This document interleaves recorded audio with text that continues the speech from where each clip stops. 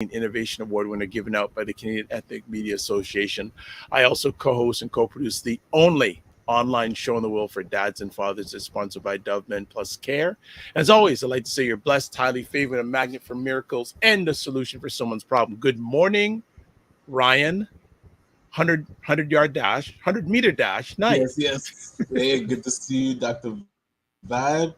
For those that Yeah. don't know who Ryan Knight is, one of the co-founders of the Afro-Caribbean Business Network. So we work with entrepreneurs of African and Caribbean heritage, really to support their business based on what stage they're in and then help them create a strategy to grow their companies exponentially.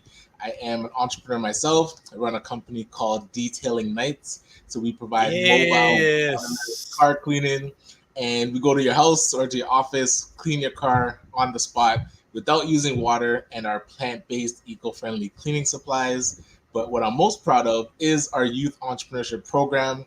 So Yeah. next month we are going to start recruiting for the next season. So if you have a person, a child in high school, even in college that is struggling to find a job, let us Yeah. show them they have the potential to start their own business and they could be working with the Knights. Working with the Knights. I like that.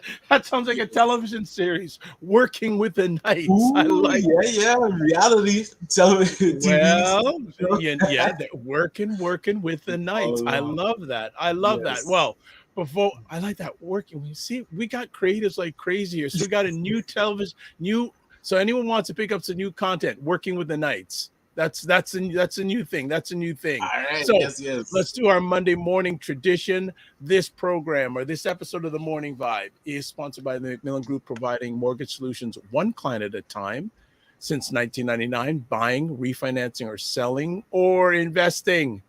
Call them Mm. Canada 905-813-4354, US 904-586-5836. Thank you, Macmillan Group, as per always. And as we always like to do with our friends at the Macmillan Group, we like to make sure we show all their information. So it's right up here. There's a Canadian number, 905-813-4354, US number, 904-586-5636. Toll free in North America, 866-883-0885. Website, the Macmillan Group Inc.com, and email raycmcmillan@gmail.com. What has been going on in the world of Ryan Knight? It seems like forever that Feels we've that way, spoken. right? It just like So Ryan Knight. this past weekend has been the mad dash for the Desjardins Good Spark Grant. So if those have been following my Instagram or LinkedIn, I've been telling people get their applications in. It was due last night because I know today and possibly tomorrow, people I get calls all the time. It's like, oh, you know what grants are out there for businesses? Here was one. So I tried my best to make sure that people knew that it existed, got their applications in. We did a couple like sessions and said, hey, let's get it in, people. Like at least let them say no instead of us talking Saying ourselves I out didn't of do going it. after these grants.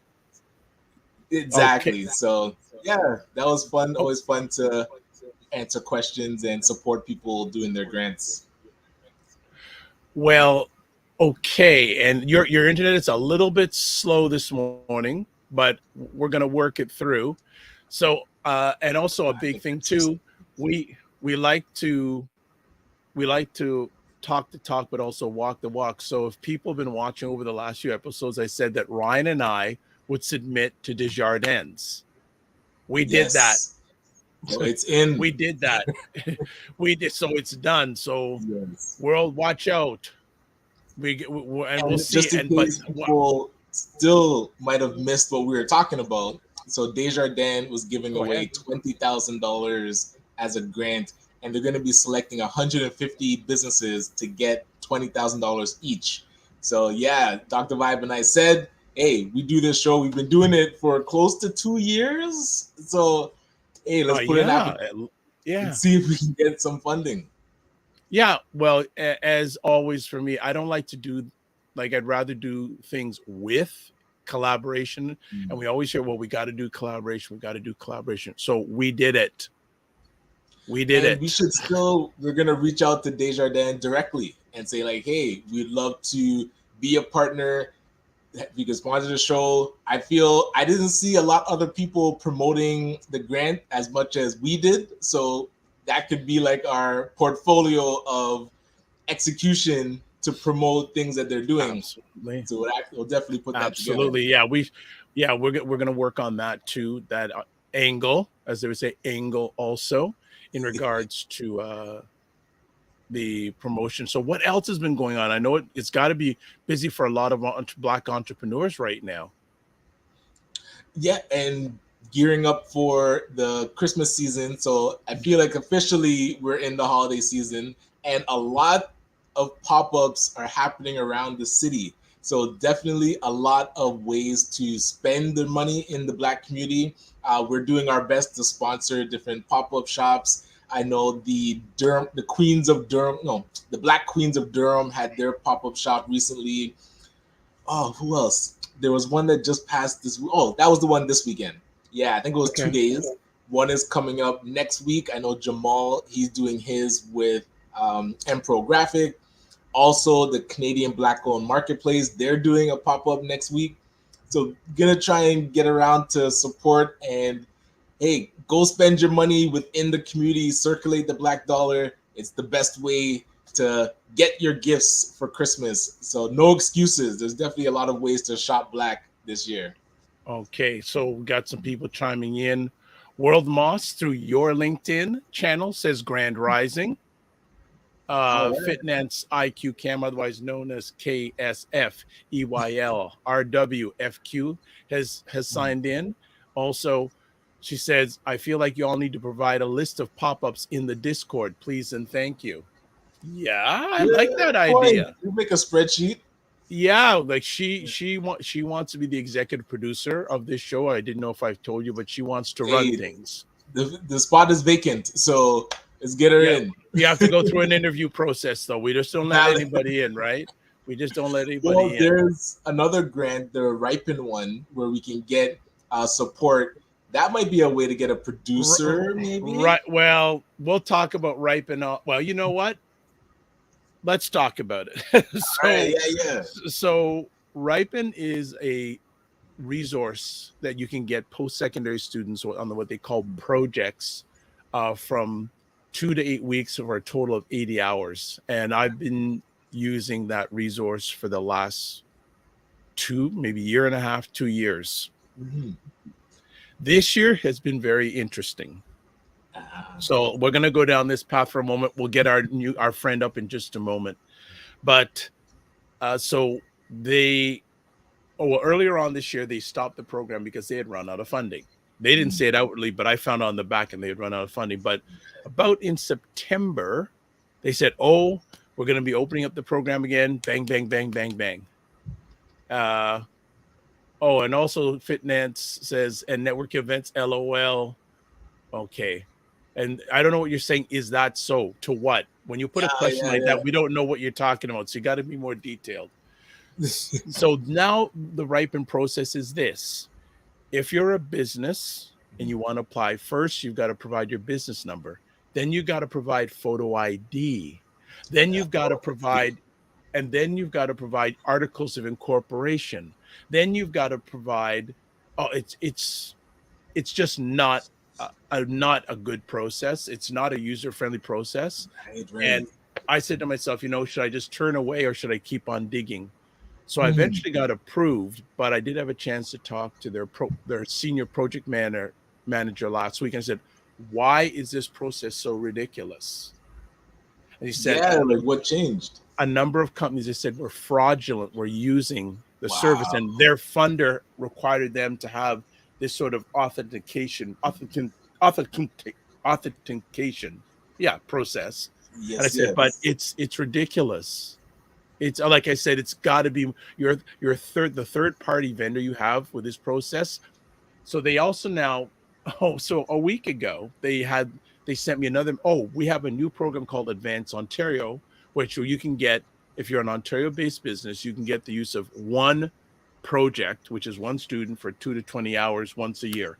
So that's in conjunction with the Ripen. Well, the nice thing about the Ripen, if you can survive it through, you get 5 projects a year. So you potentially get, each student can do 5 projects a year. They've got to be enrolled in a post-secondary institution. So 5 projects means like up to 400 hours of work. Right. Just wonderful. Yeah, But that's the solid. process, their process is not good at all. It's like, for employer, it's crazy. So the Advance Ontario one, I said, okay, you're running this program. You're wanting, you say, oh, you'd be a good qualification. Say, okay. So first I'm going, hold on. You already have my information. Why am I going through this process again on a program that you're already running? Right, it's connected. So I said, okay, let me see if the process is any smoother. Okay. Put in my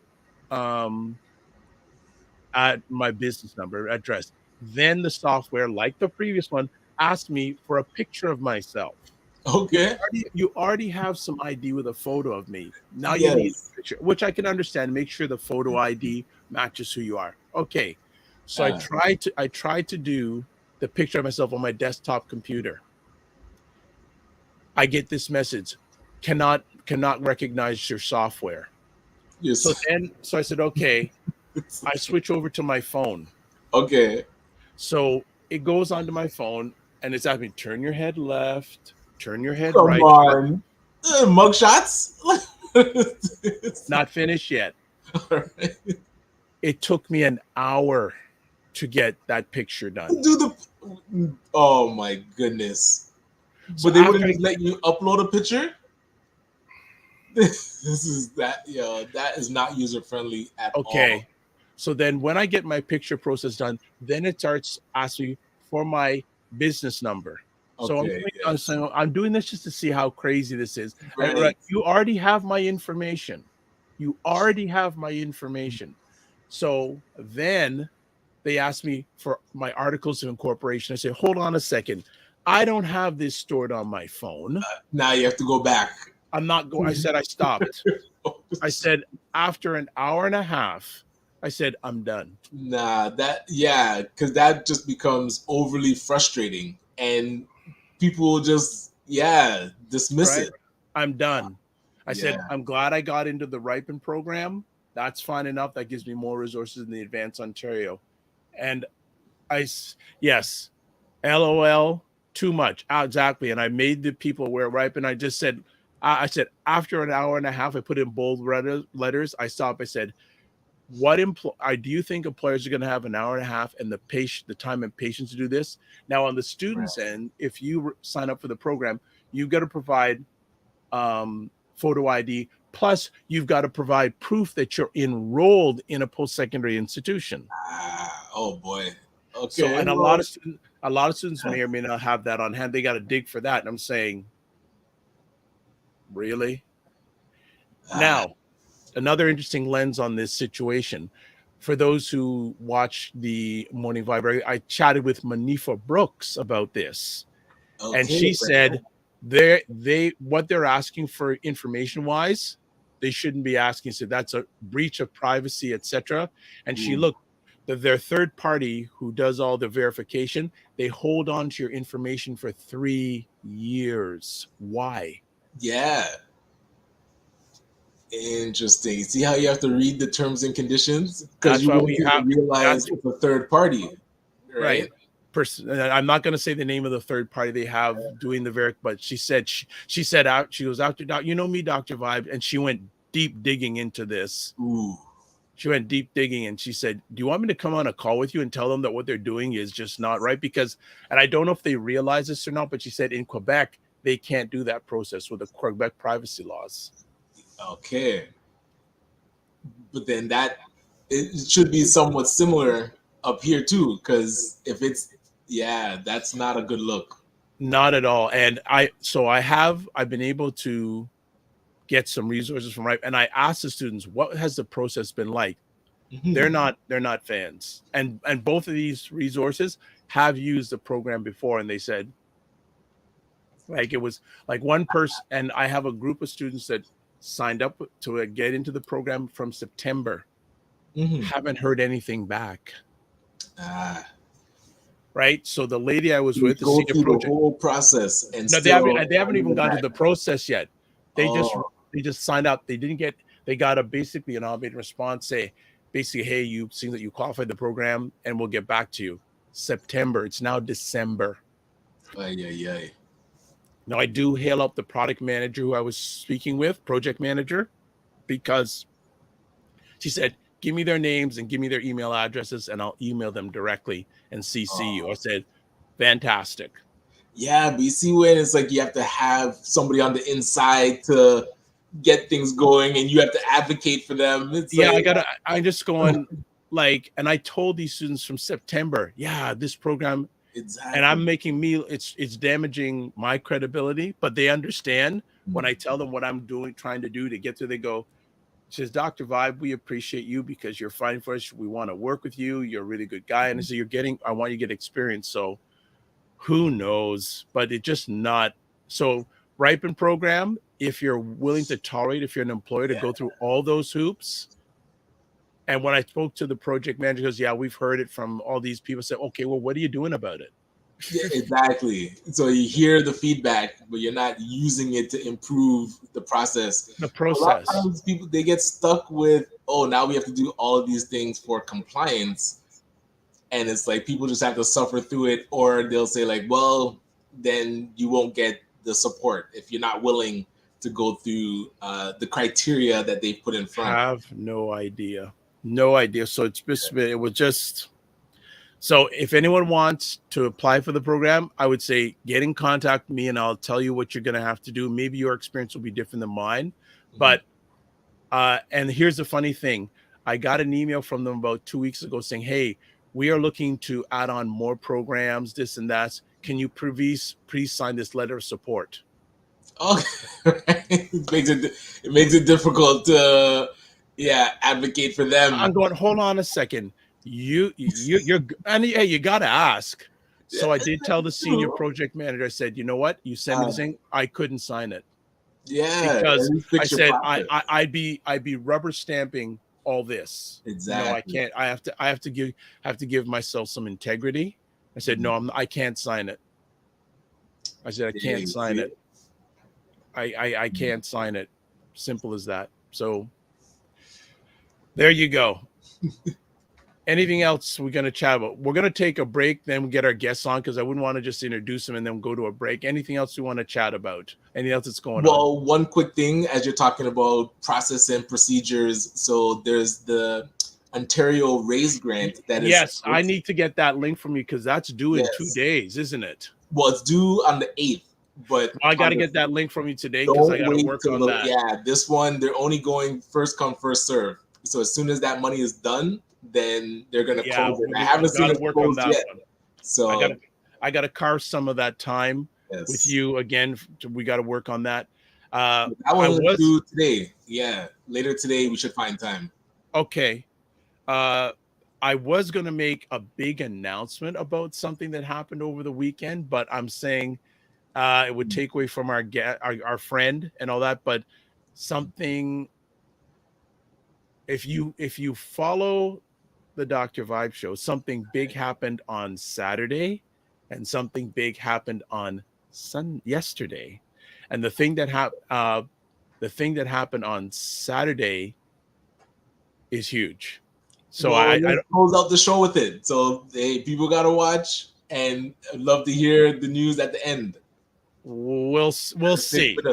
We'll see. Okay, so we're gonna go a quick little break, and then we're gonna come back. We have our friend on, and we're gonna be talking with Sean DeFreitas. And hey, it's December, and especially if you're a business, even if you're a person, do you have all your receipts in order? Do you have all your receipts in order? He is an CPA. We're going to talk about end of year. A lot of people thinking party, but do you have your books in order? Do you have your receipts in order? So we'll come back in about 90 seconds on the Morning Vibe. And that's what I feel like. You feel like you're the Harriet Tubman of the mind. I am. I feel like I'm I'm one of the Harriet Tubmans of intelligent Black people. Like I want to liberate y'all from like being left behind and ignored and oblivion. No, really, the rappers get all the attention. Seriously, does anybody else feel this way? Like ignorant Black people they'll be all up, getting all the headlines on the Shade Room, Overly and sexualized black over folks. like the twerkers and the just people that don't always represent the best of us. The diversity. Like people like Dr. Vibe. Like everybody should know about people like Dr. Vibe. They Dr. really Vibe should. he's trying to do good work for black people. Dr. Vibe from Toronto. Good to see you, my brother. Dr. Vibe. Everybody follow Dr. Vibe. He has a great show. He's very good at what he does, and I have a lot of respect for him. Okay, so let me hop into this. What's up, Dr. Vibe? How you doing? Everybody, if you see Dr. Vibe in the chat, everybody go follow the Dr. Vibe show. Dr. Vibe is a real smart brother and a good human being. I like the guy a lot, and he's very intelligent. And I think everyone should pay attention to what he's got going on. We got to shine the spotlight on the intelligent black people out here that are really doing the good work. Don't just pay attention to the rappers and the celebrities. A lot of these people are losers. Your true winners are your people in your community that are really having your back. Helping us to have stronger families and a stronger community. So Dr. Vibe is in that category. So you might see the Dr. Vibe show in this chat. If you see him, please go follow him. Okay. All right. So anyway. Thanks for the shout out, Dr. Boyce and Alicia. Well, the thing that I'm teasing about involves Dr. Boyce and Dr. Alicia. Both things over the weekend involve both of them. So I don't know. Maybe we'll talk about it at the tail end today. Maybe if Ryan wants me to do that, we'll do that because it's Ryan's show. I'm just the earthling. But let's get down to it. Sean DeFreitas, and I had the pleasure and honor meeting Sean. I'd say about maybe 2 years ago. We were part of an organization, and I had a chance to meet with him. We knew each other virtually for a while. We didn't meet probably till earlier on this year, face to face. And when it came to Black businesses, especially entrepreneurs in this country, it's so many times I say, you should get an accountant. And I refer Sean, and they go, oh, no, he's great. He's fantastic. They knew about him even before I referred him. Yes. And he is a really amazing guy. He wants to champion Black business. And I said, let's get him on because it is the end of the year. Again, the last thing people are thinking about are receipts and taxes and all that sort of stuff. And I think it goes well having last Friday's conversation with Wayne Harris. Yes. We have Sean because Wayne is a, financial literacy, but this is a gentleman who deals with finances every day. Right. Welcome, Sean. How are you? Fantastic. Good to have you. Very pleased to be here. Thank you for those kind words. Really appreciate it. Absolutely. Sean makes a lot of people's lives better, especially mine. We're going to be beginning a business relationship. I got to get my house in order. Fully disclosure, but we have him here. So people, especially if you're live and you're based in Canada, if you have any questions about taxes, accounting, all this stuff, this is the man. And welcome Wendy Vincent of Convo Media. Hope you enjoyed that vegan outing we had about a week or so ago. So before we get down into it, Sean, can you share a little bit of background about yourself, please, and thank you? Yeah, no, most certainly. Thank you for the opportunity. Really pleased to be here. Really excited to be here. So yes. Thank you. I'm a founder and business owner of Zaic Accounting and Finance. I've held a CPA, professional accounting designation now for a little over 23 years. Wow. I'm passionate and enthusiastic about accounting and finance. I really enjoy the industry. I enjoy interacting with various businesses, people. I'm mindful that the guidance and the insight I provide always adds value. It's always, looking to drive things forward. There are a lot of stereotypes about accountants, being boring and math nerds, etc. And I definitely dispel all of those stereotypes. During my time, I've had to, develop a number of skills: commercial awareness, innovation, communication, just really being able to communicate sometimes complex information. sometimes complex structures in a meaningful way, and really breaking that down so it's understandable. During my time in the industry, I found that no venture, no project, no initiative is really going to get off the ground and remain sustainable unless there's a focus and there's attention paid to the numbers. So, I'm a preacher of knowing your numbers, know your numbers, know your numbers, because knowing your numbers is akin to, back when we were at school, we had report cards. You would get an A, a B, a C. The numbers and knowing your numbers is that meaningful. In certain areas you're going to have an A. Keep doing what you're doing. In certain areas you're going to have a C or a D, and those are the areas that you need to pay attention to, pay focus to.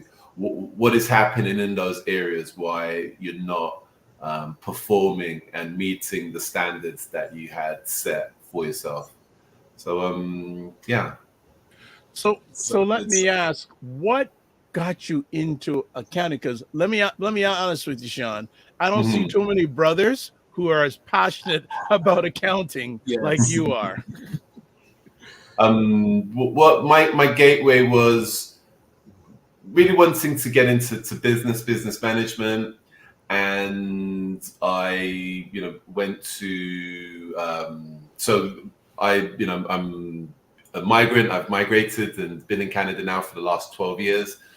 So I grew up in London, in England. And on leaving school, I took a business and finance course in college. And within that particular course, it's seeing that accounting was really at the center of everything. So accounting, was really something that was at the heart of business.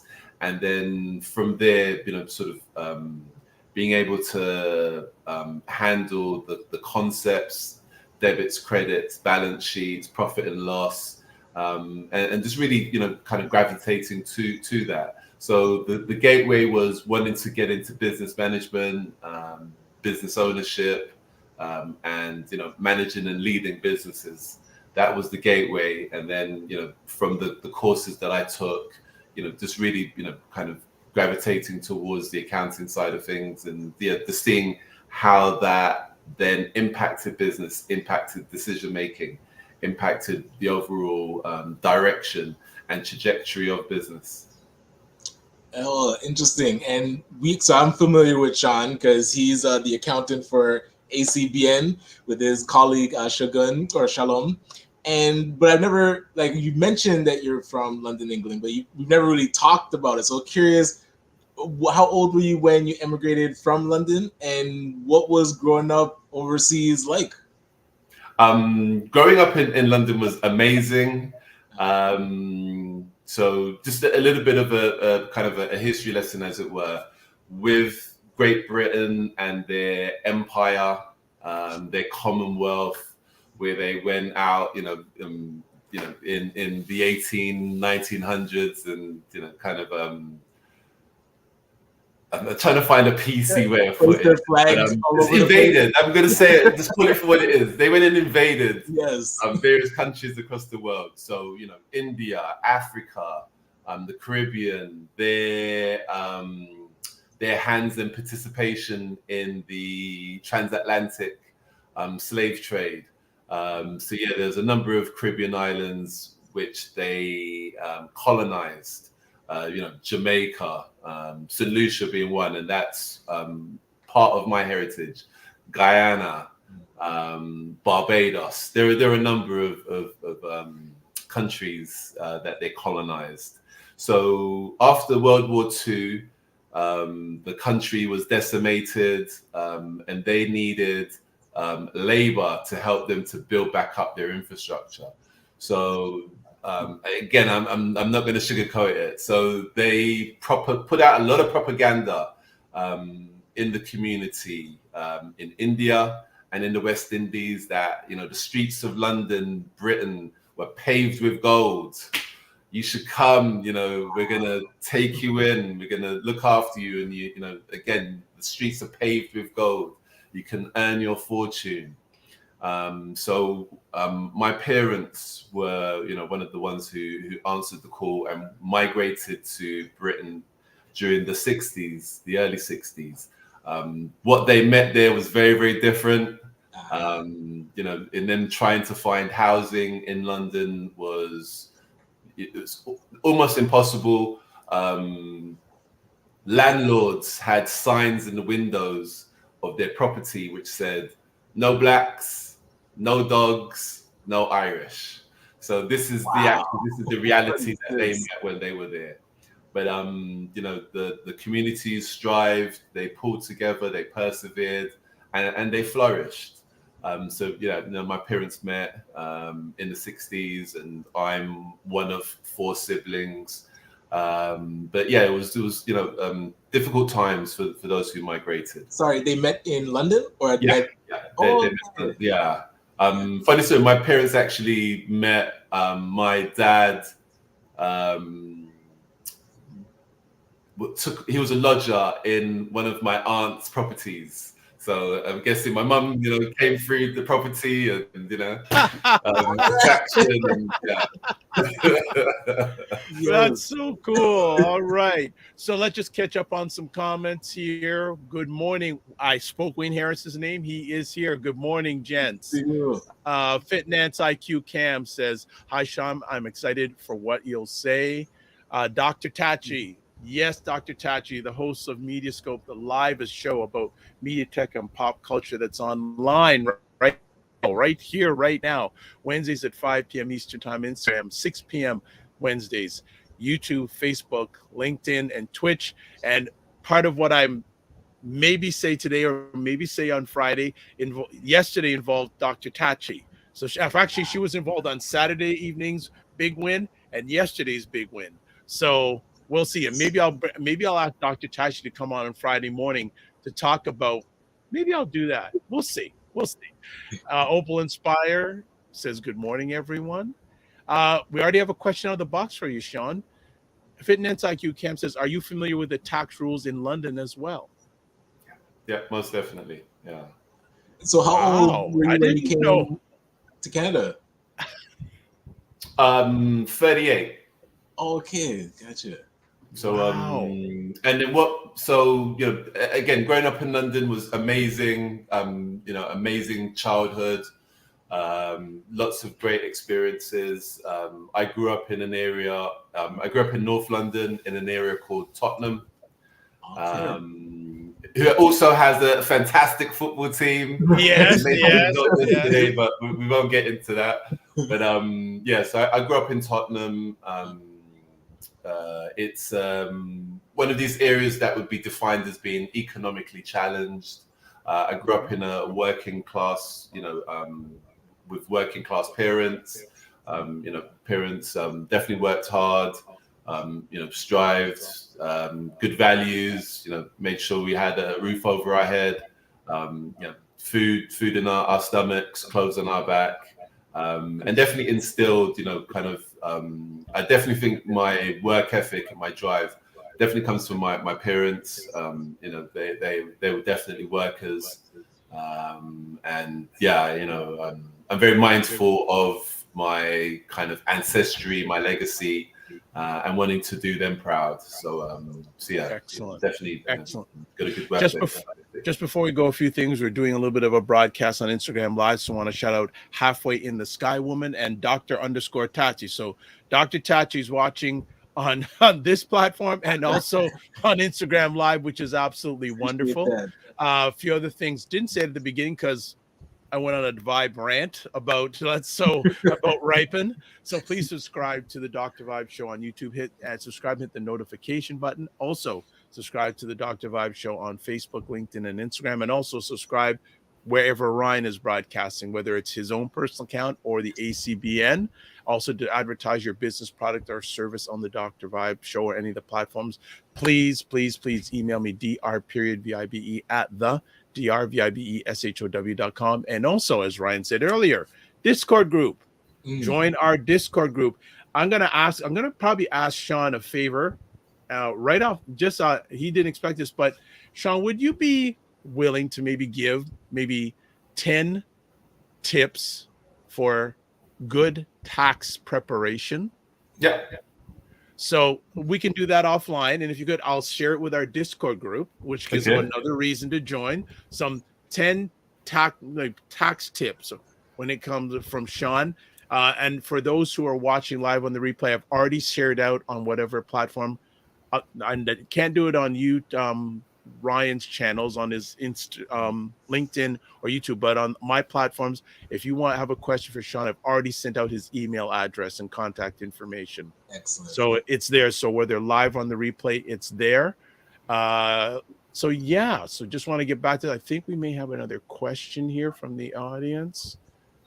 Well, Fitness IQ can't believe 30 what? You came over to Canada? and she says, black don't crack indeed. There you go. Ryan, do you want, I have a pile of conversation pieces. I know you two, both of us know Sean. Do you want to start off any sort of comments, questions? Well, again, I'm very fascinated about the backstory. So I was curious, what did pull you to Canada? So you really grew up in London, and then you said it was great. So I'm curious, what did finally pull you to this side? Love. Lovely. Okay. Yeah, I was in a relationship with so I was married to my child's mum, my children's mum, I should say. We lived in London for 10 years. She was homesick. And so, we made, and I always wanted an opportunity of living overseas and experiencing life outside of the UK. So we came to Canada. Unfortunately, our relationship didn't stand the test of time, but we're still, amicable, favorable. We've got 2 beautiful children. One who's off to college in Niagara. And the other one, she's in her last year at elementary. So we were just looking at high schools. So yeah, me and Mom have been discussing, high school options. Okay, good. So Dr. Tachi says the man is aging backwards. Thank you.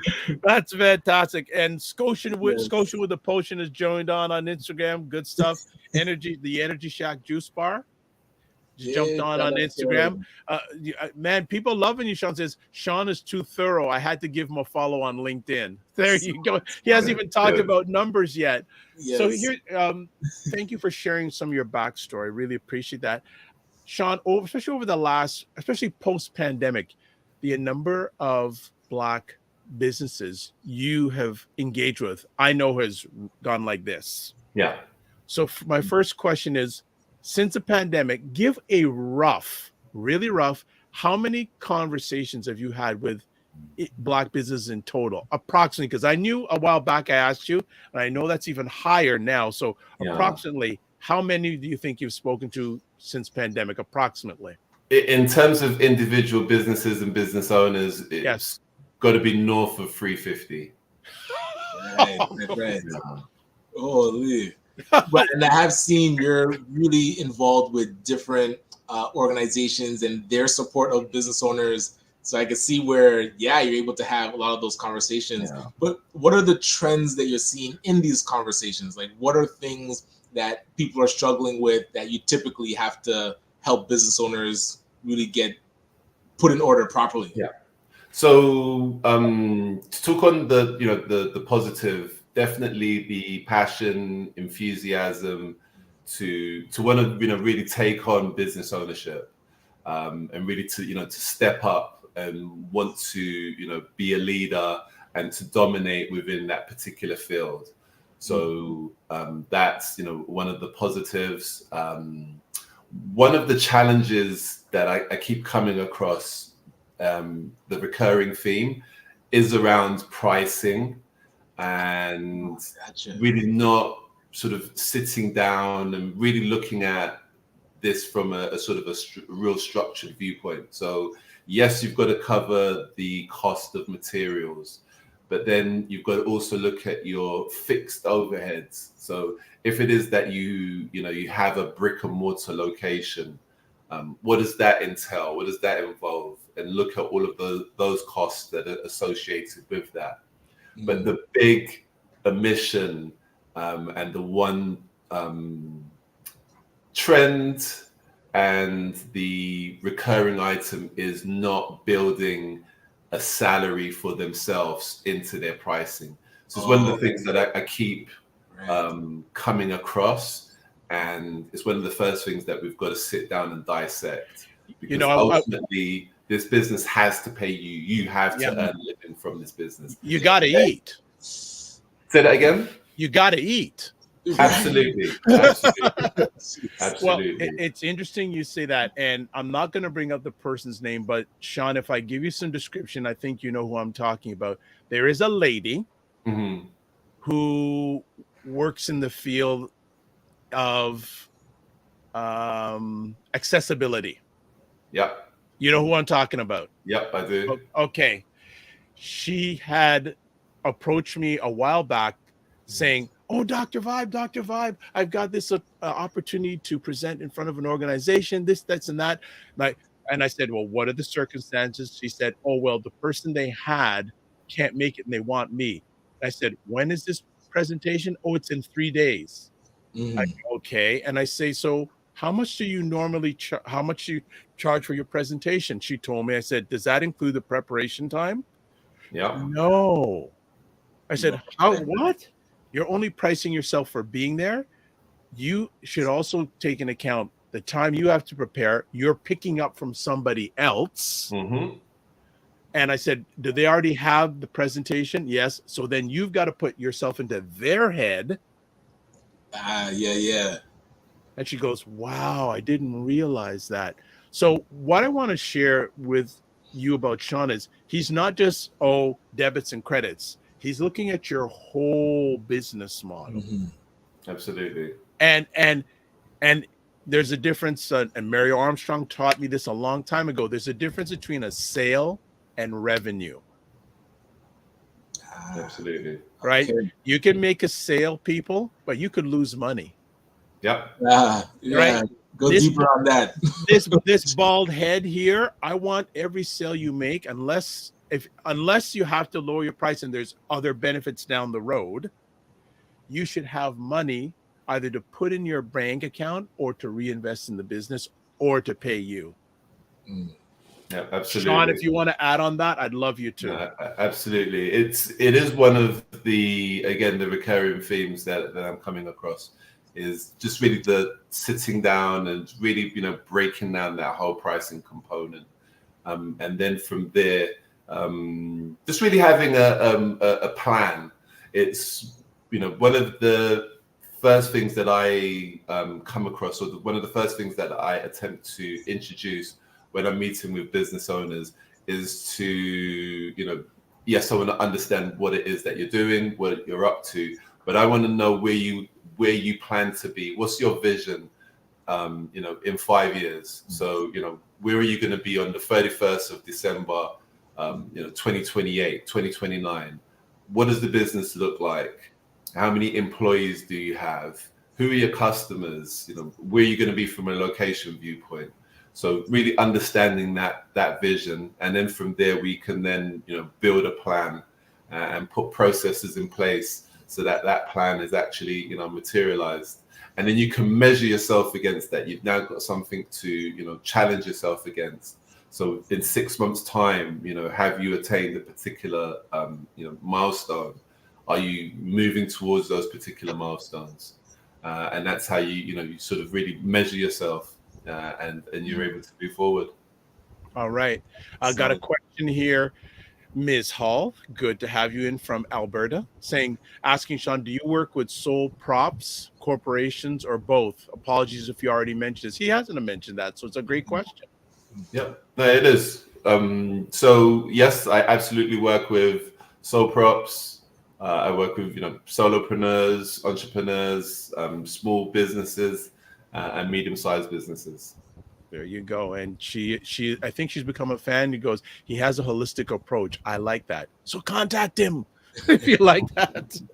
Ryan, go ahead. Back to you. Well, I was curious your thoughts on the definitions of small business and medium business. Like, where do you typically place business owners on their stages to say, like, okay, if you're at a certain stage, you're defined as this? Because I feel like small business is so broad. Typically, it's down to revenues and employees. So the stages that I use are, kind of 0 to 250, 300,000. I would kind of suggest that that's the solopreneur, kind of small business. Then once you've broken out of that 300,000 and you're working your way to $1 million, 2.5 million in terms of revenue, then I would consider you to be, at that sort of next stage. And then once you've broken through that 2.5 million, and then onwards to maybe about the 80 million, then you're in that other phase, as it were. Right.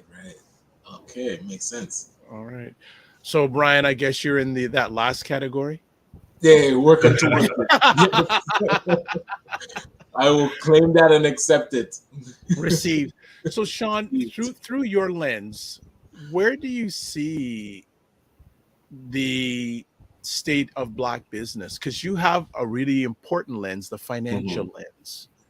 Where are you seeing the state of Black business on December 4th, 2023 in this country? At a really good stage. There are a lot of business owners here, and they cover a range, like a wide range of different industries and different types of business. From fishery. I've worked with an individual who's doing like marine studies out in the Pacific. Yes, we've got the skincare and the food type businesses, but businesses are really covering the complete gamut. Working with a business who produces vegan cookies, and his growth has been like phenomenal in terms of he just began at the beginning of the quote unquote pandemic. That's when he started his business, and to where he is now, it's phenomenal. So the state of Black businesses is it's good, it's healthy, and again, just individuals wanting to put themselves out there and to actually become entrepreneurs and to get involved and to take leadership is incredible. One of the things that I'm hoping we're going to be able to do more of moving forward, and we are beginning to develop strong relationships with some of the financial institutions, it's the raising of capital. That's the one area we're really leaning on institutions such as the big banks. I'm not going to name them. I was going to say, whoa, be careful. We're really leaning on them. All right. There are a few of them really stepping up. Okay. Just going back to Instagram, Jesus Blackman 23. Hey, I know you're from the US. And he says Black businesses are doing well. Sean is based in Canada. So he's saying Black businesses in Canada are starting to really do well. So that's his perspective. And I did meet Jesus Blackman through Dr. Tachi's platform, Mediascope.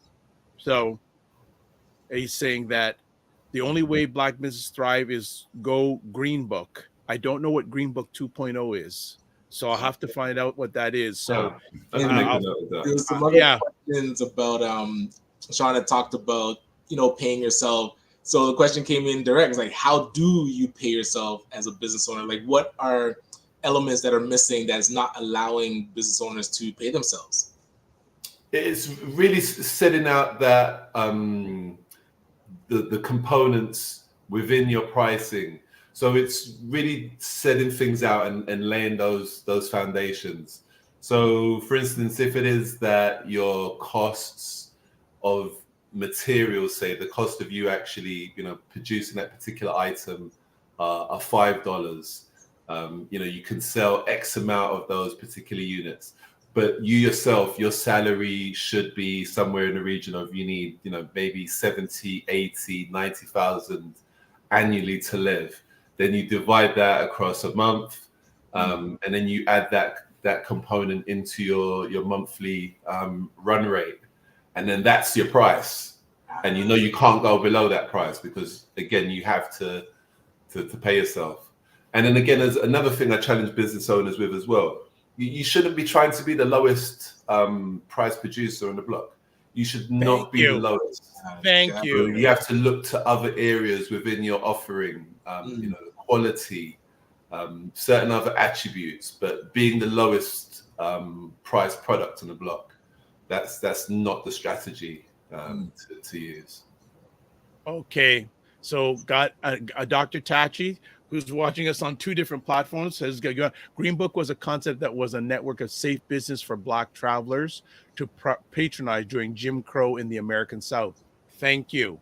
Love that. And Dr. Tachi says, I think he is advocating for a revival. Fitness IQ says, guilty. I don't know guilty of. And says, will hinder you. Fitness IQ, you got to give more context. You just say these one word things. We're not psychologists. We're not, we're not Dr. Alicia Watkins here. All right. So coming back. Oh, someone here we know. Share Knight says, good morning, all. Sean, just wondering. I get conflicting advice in regard to the pros and cons of incorporation for nano businesses. What are your thoughts? Great question. Incorporation, if you are a serious player, you're going to get incorporated. I don't see any other ways around it. If you're serious about business, is serious about being in business, then you're going to get incorporated. Yeah, there's lots of ways that incorporation can help you and can aid you. That for me, there are no downsides of incorporation. Yeah. When I was thinking about starting my own business, I reached out to a gentleman who's a lawyer, and I told him and I said, well, one of my clients is DoveMen Plus Care. He says, incorporate, please. He said, you're dealing with a global brand. Don't go. And the funny thing is, people, for at least my experience, it wasn't that expensive. It was like I don't think you don't have to spend like more than $500. I spent less than that to get incorporated. Yep. And it's an investment. It's not an expense. And also too, one of the reasons why that lawyer told me, said, look, one of the reasons is it makes you look more professional as a business. That you're incorporated. And it means that whoever you're dealing with, they know you're serious. You've incorporated, you've taken the time to get incorporated. So I think that that's a good thing. We have another question here from Fitness IQ Cam. Adding value to included your salary. Adding value to your salary. I think that's what she's wanting to say. We want to expand on that? Sean, we're talking about taking that amount that should be a salary and then dividing it so that it can be included now into the price. Is that? Yep. I think what Fitness is talking about? Yeah. Gotcha. Oh wow, Grazer Eats. Ray, my gosh, Ray Williams is in the house. What is up, Ray? Good to see We need you. to get you on, Ray. Wayne Harris was We were supposed to be invited to, I believe, a barbecue cookout was supposed to happen after he came on our show and said that food is life. So we're waiting for that. We got to reach out to Ray and see if he come on the show. But Ray, we want to invite to a cookout. Even though I've gone plant-based, I'll deviate for a day to go to the Ray Williams soiree. All right. So there you go. Let me and Fitness IQ talks about it here. Really interesting. She's going with a conversation. He said being the lowest cost. Why is it not good for many entrepreneurs to go with being lowest cost? Because you have nowhere to move to. You've got no other strategy. If your product is the lowest, the lowest priced offering on the shelf, if your if you need to diversify from a strategic viewpoint, where do you go? If you're the lowest priced, if you were, kind of in the middle or upper quartile from a pricing viewpoint, then you could begin to offer discounts. If it is that you wanted to, incentivize customers, you could say, look, there's 20% off, or, buy one, get one free. There are other things that you can do. But if you're the lowest priced item on the shelf, there's no movement for you. There's nowhere for you to go. Well, and something else I learned, don't price on cost, price on value. Absolutely. price on value. And your market may be, hey, Love More Style Coaching, what is up? Because if you're losing money, what business do you have? Yeah. Right, you're going backwards. You're going backwards, and you'll be broke, busted, and disgusted. Yes. That's what I like to say. Back to you, Ryan. Well, the pricing part is, I was wanting to dig a bit deeper into that. So now the flip side of that, and as you mentioned, Dr. Vibe, like adding value. So what are things that entrepreneurs can do to now make their business able to price more, able to charge more? Because a lot of people are very apprehensive with charging a lot. Like they feel like they don't want to be like overly priced. So how do you, like, as you're talking to entrepreneurs, how do you kind of balance that with encouraging them to charge more and them feeling anxious about it? Yeah, no. So one of the things that can help to remove the anxiety and to remove some of the fear or trepidation is to research. So have you, as a business owner, talked to 100 companies, individuals about your product, about your service, get feedback about what you're up to, and then how well do you know the marketplace, for your particular product or service? How many other customers are out there? Sorry, how many other providers of that particular service are out there? How many other individuals are out there doing what you're doing? And then so you're aware of the pricing that's happening and taking place around you, so that knowledge and information, that research then can give you that, comfort and reassurance about the price that you potentially could offer. And then you have to look at the attributes of your service, the attributes of your product, what your product is doing, what it's speaking to. If it's, skincare, you're using, fine ingredients, and then what are the attributes that the user will take from this? If it's a particular service, what are you doing as the service provider? What knowledge are you bringing? For myself, I always talk about my commercial awareness and the fact that I'm not just going to come in and do debits, credits, produce a P&L for you. The advice and guidance is going to be meaningful. It's going to be impactful, and it's going to help you to build the business. It's going to help you to grow your business. I'm going to add on something else that a lot of people don't think about. Testimonials. Easy way, especially video testimonials. Credibility leads to profitability. Let me say that again. Credibility leads to profitability. And especially now, okay, family, you see I play that promo with Dr. Boyce and Dr. Alicia Watkins. That's credibility. Yeah. Right? That's credibility right there. That is an individual who has a social media following of over 1 million people. So they're like brand ambassadors. So get those testimonials so you can say, hey, these are the people who know that I'm good. Right? They've used my product, business or service, and they know I'm good. They will vouch for me. Right? So if you're doing really good, the price you charge now should be different than the price you charge next year at this time. No. Very, very much so. Right? Because there's this thing called inflation. Right? Get people to buy you because first they're going to buy you, but they also want to buy your value, what you bring. I'll give a perfect example. There was a lady who I met on Clubhouse. I haven't been on Clubhouse for years. Right. And I hadn't spoken to her for 2 years. She reached out to me via Instagram last week and she says, Dr. Vibe, I want to do stuff on StreamYard. I want to do a show. I want to do a coaching show. I said, okay. She says, how much do you charge? I told her the price. 2 minutes. Let's go. Because she knows she's been watching me. And I think, adding to what Sean is saying, don't think that people aren't watching you. No. And also, go ahead. Don't think that people can't afford to pay. Yeah, exactly. That was one thing that I struggled with a lot, because when we were doing the car cleaning, when I first started, we used to charge $40, $50 for the service that we now charge $180 for.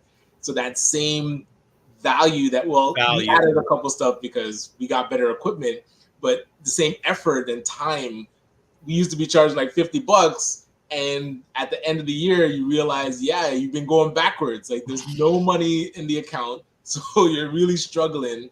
And then raising the price. And it was a mentor of mine that said, have you actually done, what do they call it? You call it like a cost analysis, but the unit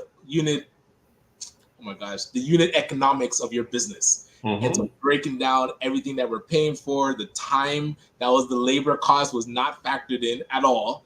And then finding a proper price. So that price that we came up with, my heart, you could feel the sweat. You're like, nobody who could, but what I was thinking is me. I couldn't afford to pay that price. But there's so many people in this world, in this city, that are doing well, that want high value, high quality service and are willing to pay for it.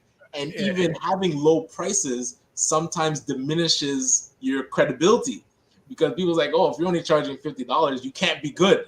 So exactly. there's a mindset that comes with pricing as well. I'll just add one more thing, man, and have Sean come back in. So a few months ago now, I was on the brand sponsorship summit that Mario Armstrong had put on. And for people who caught that, you caught gems there. You know that. And I'm going to be on Mario's back today to get the repeat out for those who paid for it. But he had a panel of industry experts when it came to brand sponsorship. And someone asked one of the panelists, talked about pricing. She goes, I always have problems with pricing. I don't know what to do. And she said, what's your advice? And I think Mario posted a reel on it on his timeline just recently. This lady said, you should price that when you look at it, you puke. Oh, Jesus Christ. I'm never gonna forget the line, but she's right. She was right. Yes. Because even if they can't afford that price, if you're pricing correctly, we're giving some game here, that you have some margins to negotiate, that you're still making profit. And I think that's what you were talking about, Sean. It gives you wiggle room. It gives you buffer to then have negotiations. When you're at the bottom, you're stuck. Yeah. And there's nowhere to go. Hayden has a question for you here. Good morning, gentlemen. Are there steps, processes that a new startup can use to gain confidence early? Good question. And before we go there, I'm going to shut it down on Instagram. Thanks, everyone, for watching the IG Live. If you want to get your full conversation, please go to the Dr. Vibe Show on YouTube and watch the full thing. Remember, subscribe, notifications, etc. Remember to give yourself grace and don't just manage your time, manage your energy. Bye. So go ahead. So go ahead. Yeah, Hayden, just to answer your question and to give some input to your question. Research, number one. So research your idea, research your product, your service. Speak to, I would suggest, a minimum of 50 people about what it is that you're wanting to do, about your products, about your service. And then, find out from them some of the things that make them purchase that particular service or that particular product. So it's going to give you some insights. You'll have some research. You have some understanding of the marketplace. Again, having that vision where you want your business to be in 5 years' time. And then from there, you're able to build in some milestones, and really have a good plan, because this is one of the main things is having that plan, having that vision of where it is that you want to be and where you're getting to. So planning and research will give you confidence.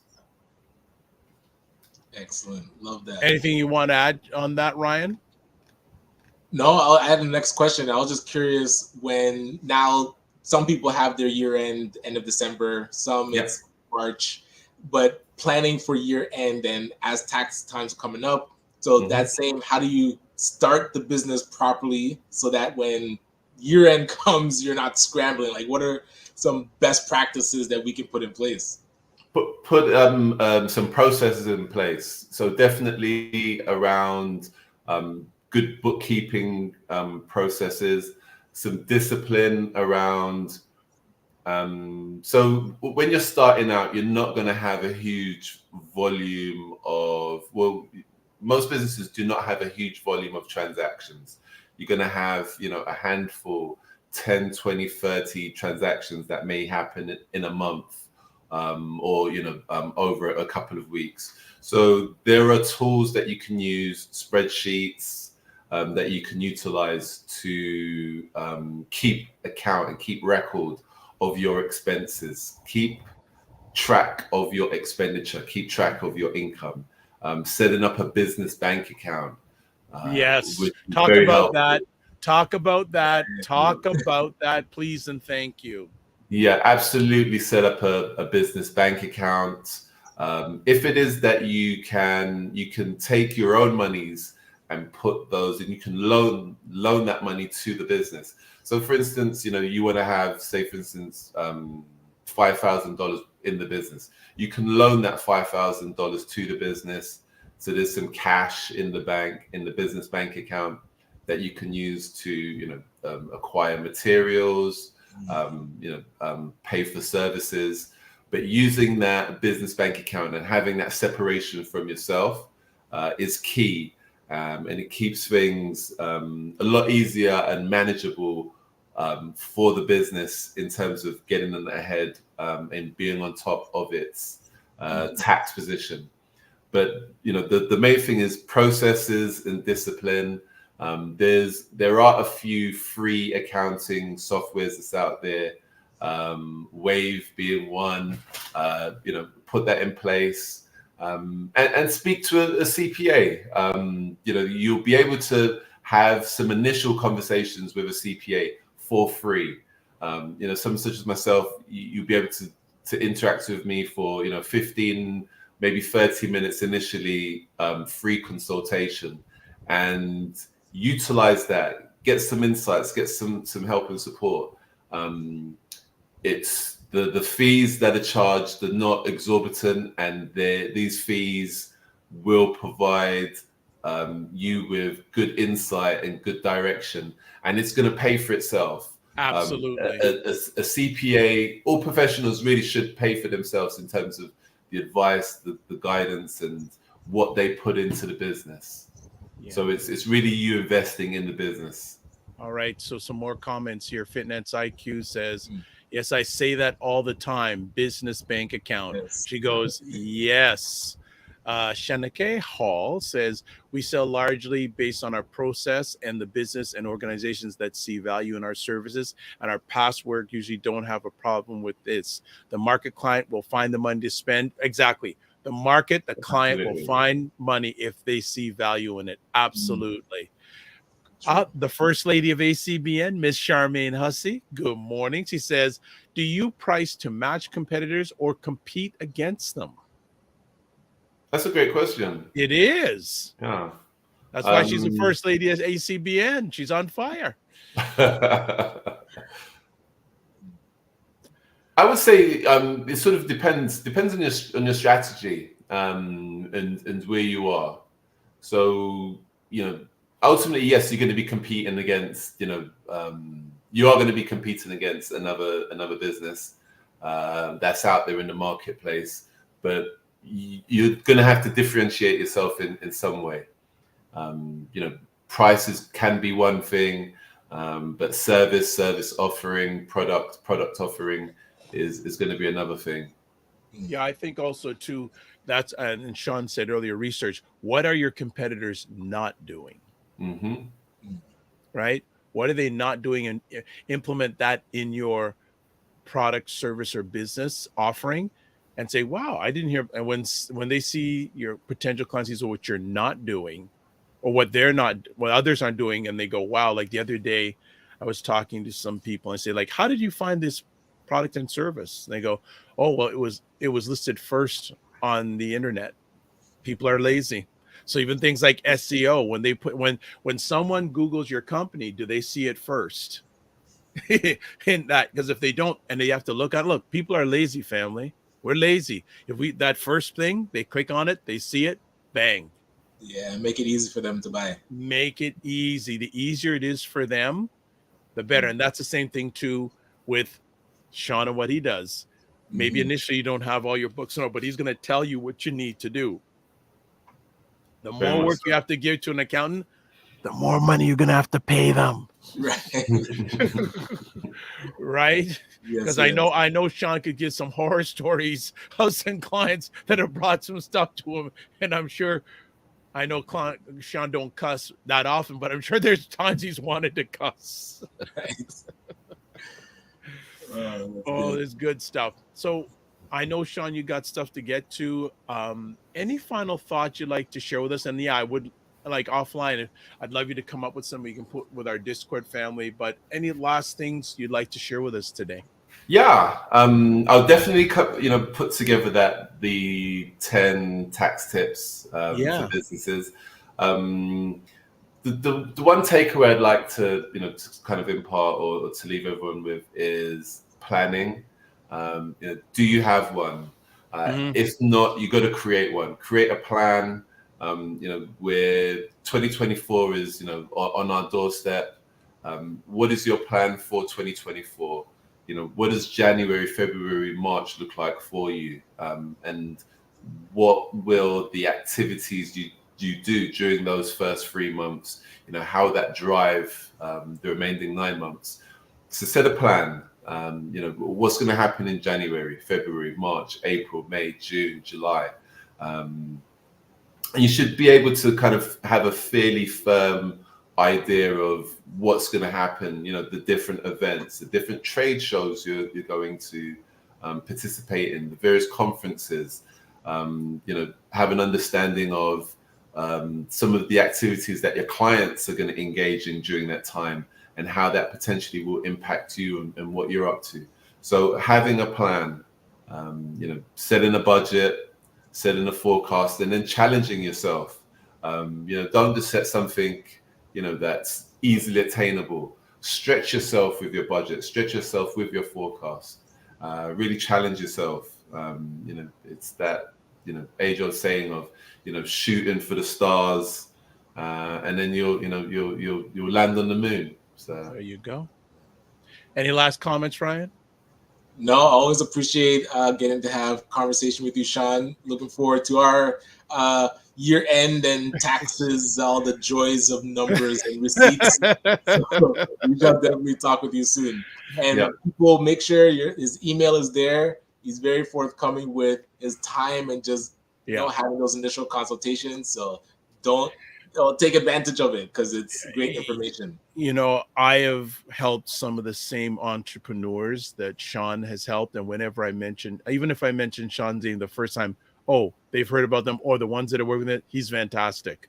Like I say, hey, do you know Sean? Yeah, I've met with him. He's fantastic. So I will vouch for him. I vouch for him on Instagram. I told people anytime, go to the episode, catch the contact information.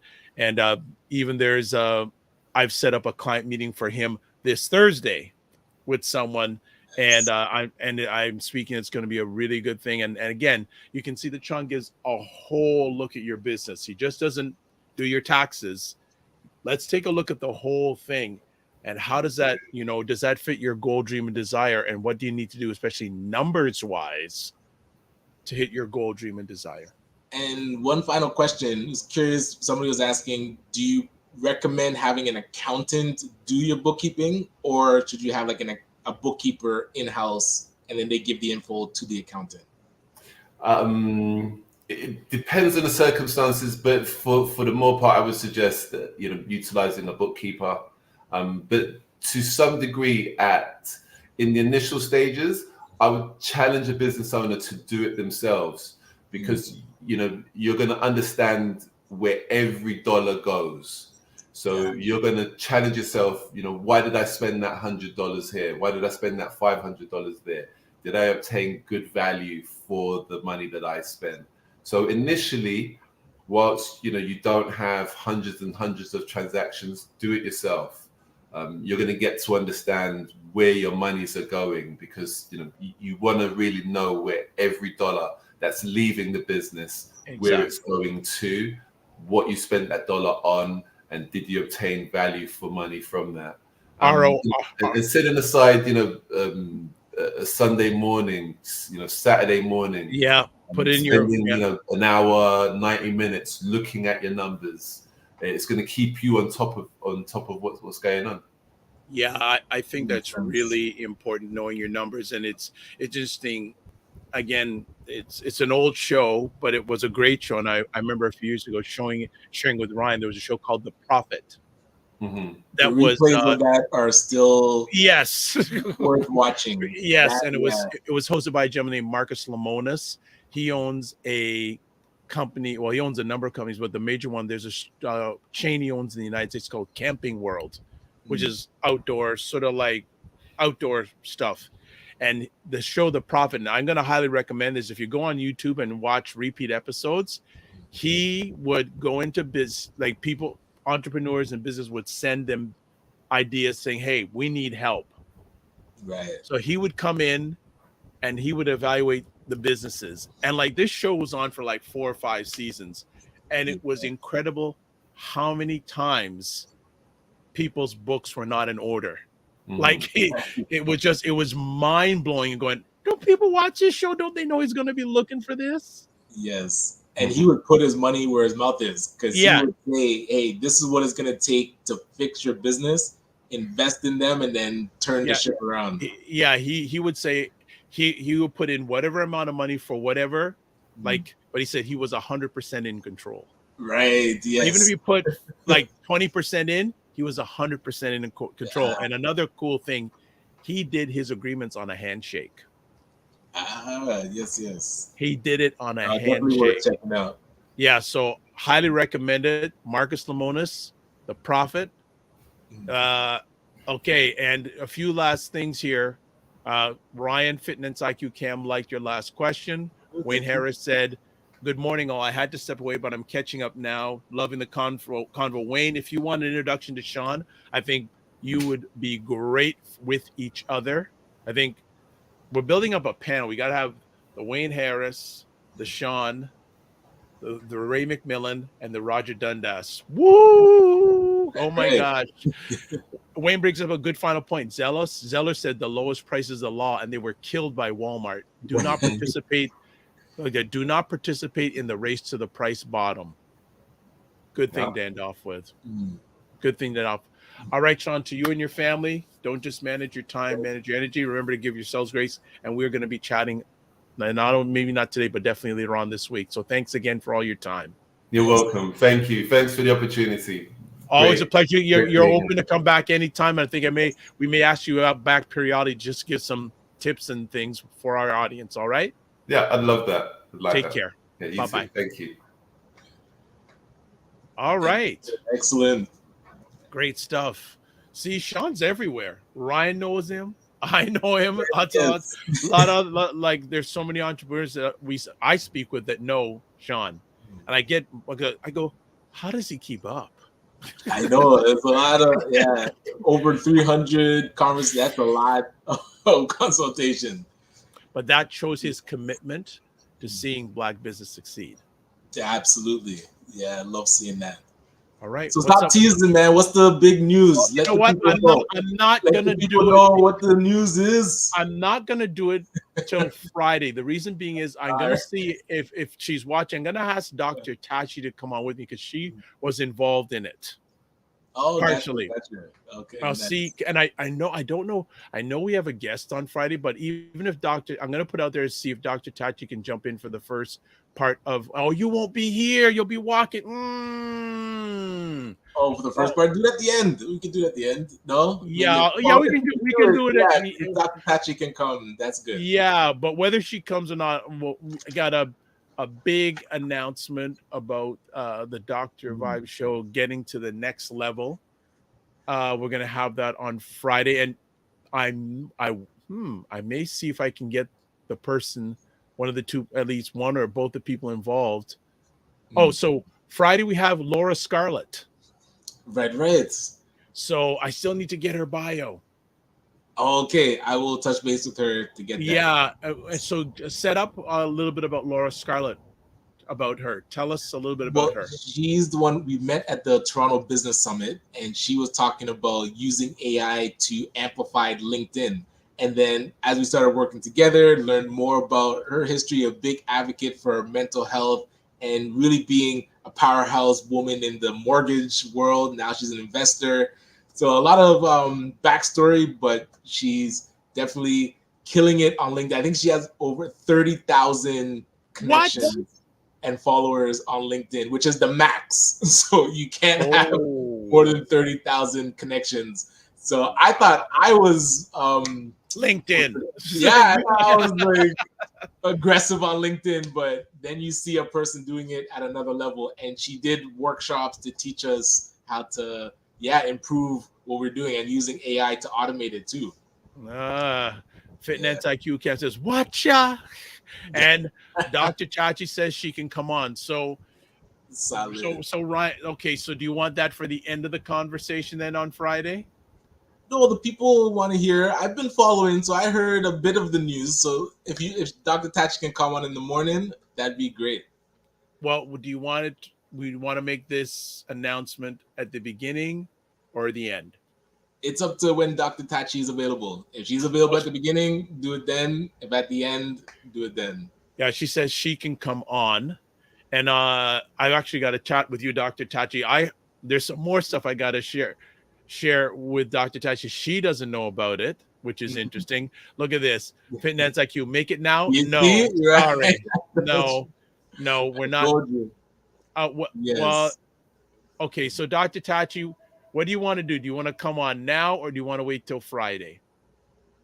So I'll wait for your comment in the chat, and I'll wait. If she wants to wait till Friday, no problem. This is sort of really ad hoc, but if I'm thinking maybe Friday because she's have to really get things. So let you know what? I was saying Friday morning or at the beginning or at the end. If she would. Well, you probably want to be on it too, so probably better at the end. All right. So ask her if she's available then. Yeah. So after Laura, so we'll look somewhere between the 10 and 10:30 hour on Friday. We got a major announcement that involves myself, but also involves Dr. Tachi also. And just say things have gotten bigger in a good way. Excellent. Oh, I can come on now. I can't come now Friday. So she said that. So it's on Friday. So Dr. Tachi and I will chat on the back channel. And so thinking about the end of the show on Friday, we will do that. All right. So what's up for the rest of the week, Ryan? Yeah, we have our session on Wednesday about the $10,000 raise grant. So like I said, don't wait until the deadline, which is Friday, December the 8th. Get it in as soon as you can. Even without my help, just go. It's pretty straightforward because they're going first come, first serve.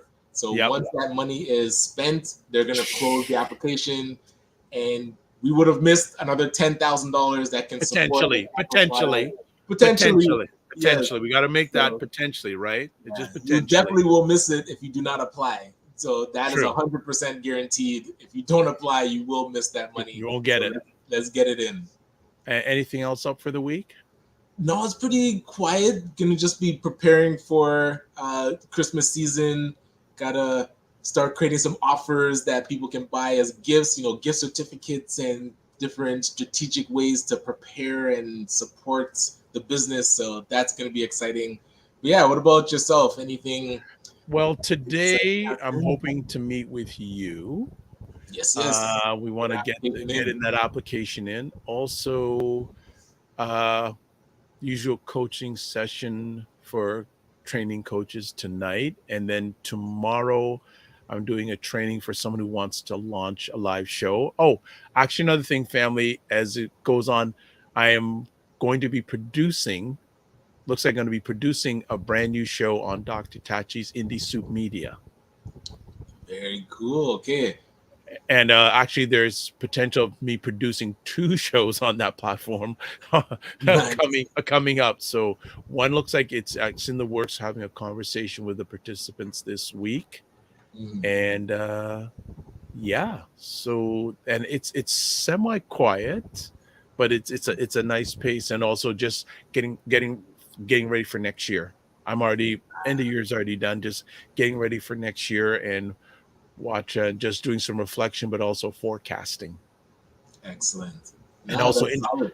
introducing people to each other. I'm always doing that now, just putting people who align correctly. Mm. So before we finish off, please subscribe to the Dr. Vibe Show on YouTube and hit the notification button. Also, follow Dr. Vibe on Facebook, LinkedIn, and Instagram. Also, follow Ryan wherever he is, because he's everywhere. He's Ryan Pulse. He's not Ryan Pulse. He's City Pulse. Mainly on LinkedIn. I love LinkedIn. There you go. If you want to advertise, underestimated powerhouse. yes. So don't Oh, and underestimate. speaking of which, so with Laura Scarlett's help, I've been able to eclipse over 6,000 connections on LinkedIn, and I think it's 6,200 followers. So when we first met, I was around 4,000. So definitely improving, increasing there. So if you want to level up your LinkedIn game, Be Friday. Here on Friday. And I'm gonna be taking some serious notes, but the thing is managing all that stuff. True. That's why I'm telling you, the AI tools, they exist to make our lives easy. Autopilot, it can be doing, it can do a lot more than I realized it could do. So definitely stay tuned for that. All right, join the Morning Vibe Discord group. You're seeing reasons why now. San's going to put some stuff together that's only going to be available to the Discord group people.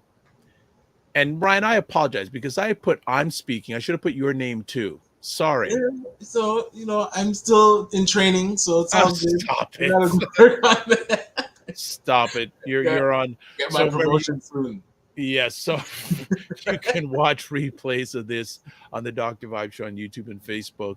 The Afro-Caribbean Business Network, Facebook and YouTube, and the Ryan O'Neill Night on YouTube.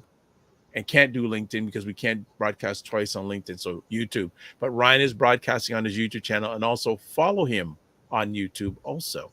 Thank you very much. We're done. Wait till Friday. So let's finish off. Live your life as a dream. If you can dream it, you can make it. Sometimes you have to get smaller to get stronger. Block assumptions and aim bigger, aim better, aim higher, aim wider. Love, faith, and respect. Remember to give yourselves grace. And don't just manage your time, manage your energy. God bless. Peace well. Keep the faith. Walk good. And we'll see you on Friday. But in between Friday, take care.